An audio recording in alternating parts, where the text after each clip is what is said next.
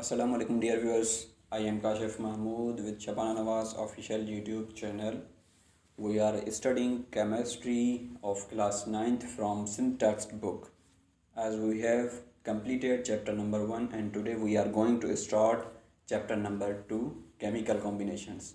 Question number 1, chemistry deals with properties of matter, changes occurs in matter, laws and principles govern these changes occurs in matter. So chemistry properties of matter जी study आहे, chemistry changes जेके अचनि थियूं matter में उन्हनि जी study आहे, या chemistry जेके laws ऐं principles आहिनि जेके उन्हनि changes खे गवर्न कनि था उन्हनि जी स्टडी आहे. सो ये all of them are right answers. इहे सभु आंसर्स chemistry जी डेफिनेशन जा सही आंसर आहिनि. इन्हनि सभिनी खे मिलाए करे ही chemistry जी पूरी डेफिनेशन ठहे थी. Chemistry deals with the properties of matter, changes occurs in matter, and laws and principles governs the changes occurs in matter. Question number 2, there are how many laws governing the transformation of matter? मादे में जेके तब्दीलियूं अचनि थियूं, matter में जेके changes अचनि थियूं उन्हनि जे लाइ जेके लॉस यूज़ थियनि था उहे घणा आहिनि. जीअं त असां 9th क्लास जी केमिस्ट्री था पढ़ूं सिंटेक्स बुक मां, तो असांखे जेके अवेलेबल हींअर बुक में आहिनि, जेके ॿुधाया विया आहिनि, जेके पढ़ाया विया आहिनि, उहे 4 लॉज आहिनि. यानी कि there are 4 laws governing the transformations of matter.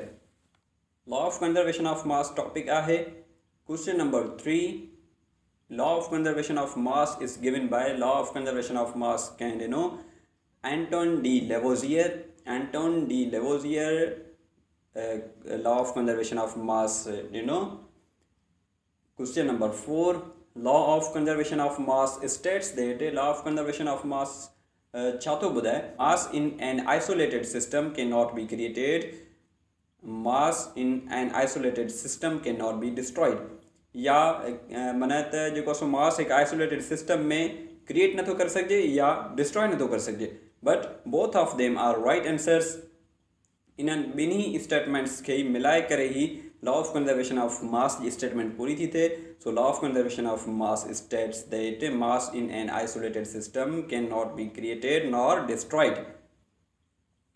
Question number 5, according to the law of conservation of mass, in a chemical reaction, mass of products is dash dash to the mass of reactants. So correct answer is equal or same. Same भी चई सघो था, equal भी चई सघो था, बराबर जेको जो सही ऑप्शन आहे equal या same. हिकु ॻाल्हि फ्रेंड्स यादि रखो त जॾहिं असां law of conservation of mass जी ॻाल्हि कंदासीं त उन में जेको रिएक्शन हूंदो असांजो केमिकल रिएक्शन वो इन एन आइसोलेटेड सिस्टम में हूंदो या क्लोज्ड सिस्टम में हूंदो.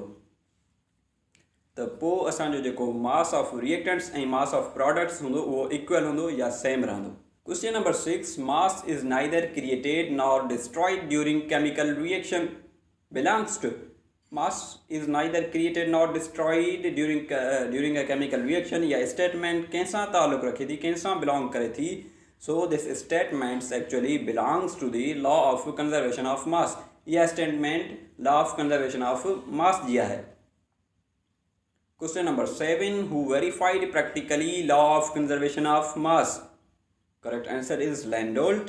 जेतो त law of conservation of mass practically कंहिं वेरीफाई कयो. जॾहिं हिकु लॉ त अची वियो जेको आहे सो लॉ ऑफ कंजर्वेशन ऑफ मास, पर इनखे हाणे प्रैक्टिकली वेरीफाई करण जे लाइ पंहिंजो जेको आहे सो लैंडोल्ट उहे कुझु एक्सपेरिमेंट्स कया ऐं ॿुधायो हो त इहो लॉ दुरुस्त आहे यानी करेक्ट आहे. Question number 8, H. Landolt performed experiments by dash dash systems.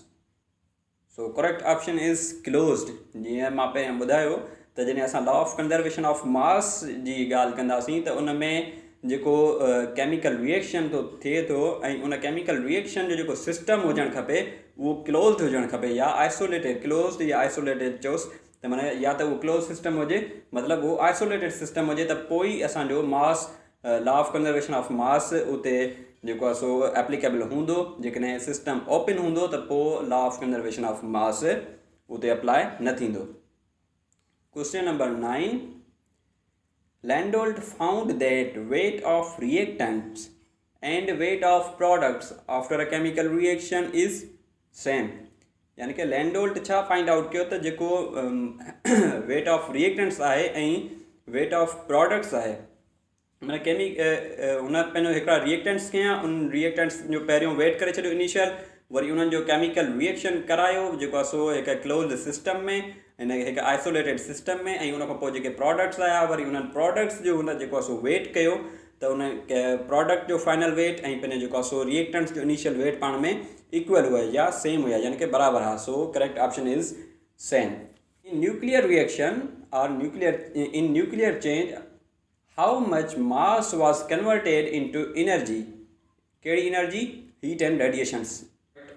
Answer is not detectable by measuring techniques. जेका एनर्जी रिलीज़ पई थिए heat and radiations J form में हिकु न्यूक्लियर रिएक्शन में, उहा एतिरी त घटि हुई, उहा एतिरी त स्मॉलर हुई जो उनखे कंहिं बि मेजरिंग टेक्निक सां मेजर करे ई न पियो सघिजे, उहा नॉट डिटेक्टेबल हुई. सो उहा जेको आहे सो असां माना उनखे कंहिं बि मेजरिंग टेक्निक सां उनखे मेजर करे न पिया सघूं. सो उहा असां हमेशह चवंदासीं त not detectable by measuring techniques, यानी कि उहा मेजर थी कान पई सघे, त उनखे असां कीअं ॿुधाईंदासीं उहा 1 ग्राम हुई, 2 ग्राम हुई या 0.5 gram something else. So it's not detectable by measuring techniques. Lost and energy is released is expressed as, जेको मास लॉस्ट पियो थिए ऐं एनर्जी रिलीज़ पई थिए, जॾहिं उनखे मैथमेटिकली कहिड़े एक्सप्रेशन सां पंहिंजो जेको आहे सो शो कबो आहे, उहो कहिड़ो एक्सप्रेशन उनखे ज़ाहिर करे थो, उनजे लाइ इक्वेशन आहे E is equals to the mc square, where E is energy in ergs, m is mass in grams, and c is velocity of light in centimeters per second. Question number 12. Value of the velocity of light is dash dash. So it's 3 into 10 raised power 10 cm per second, centimeters per second. Question number 13. The relationship between mass and energy, kedo E is equals to mc square, was proposed in dash dash by dash dash. हाणे ही जेको E is equals to mc square आहे, इहो expression, इहो पंहिंजो जेको आहे सो relationship in energy मास जो कंहिं ॾिनो ऐं कॾहिं ॾिनो? सो उहो अल्बर्ट आइंस्टाइन ॾिनो 1906 में.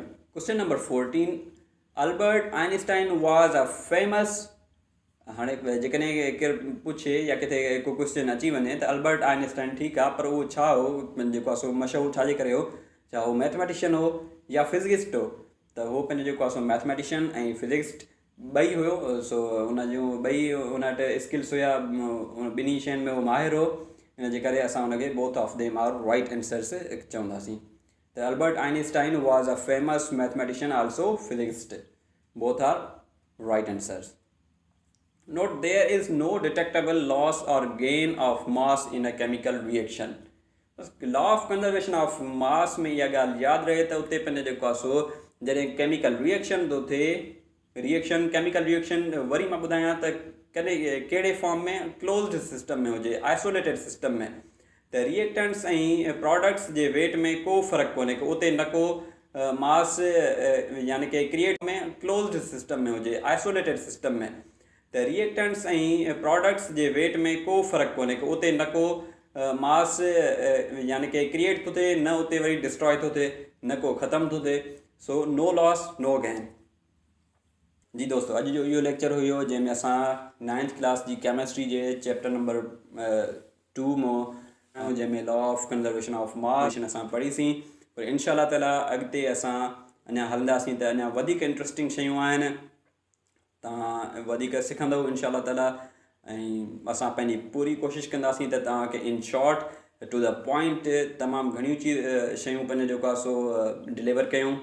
कुझु तव्हां थोरो पंहिंजी महिनत कंदा, हिन खे लेक्चर खे ॿुधी करे किताब खे भले ॾिसंदा, वधीक तव्हांखे सम्झ में ईंदो. न त जेको आहे सो जेकॾहिं तव्हां वटि किताब अवेलेबल नाहे बि सही, त तव्हां फ़िक्र न कयो, असां हिन लेक्चर में पंहिंजो जेको आहे सो इनशा ताला का पॉइंट टेक्स्ट मां जेका कम जी पॉइंट हूंदी, अहिड़ी का बि पॉइंट टेक्स्ट में असां नाहे छॾी जेका असां हिते लेक्चर में न रखी हुजे.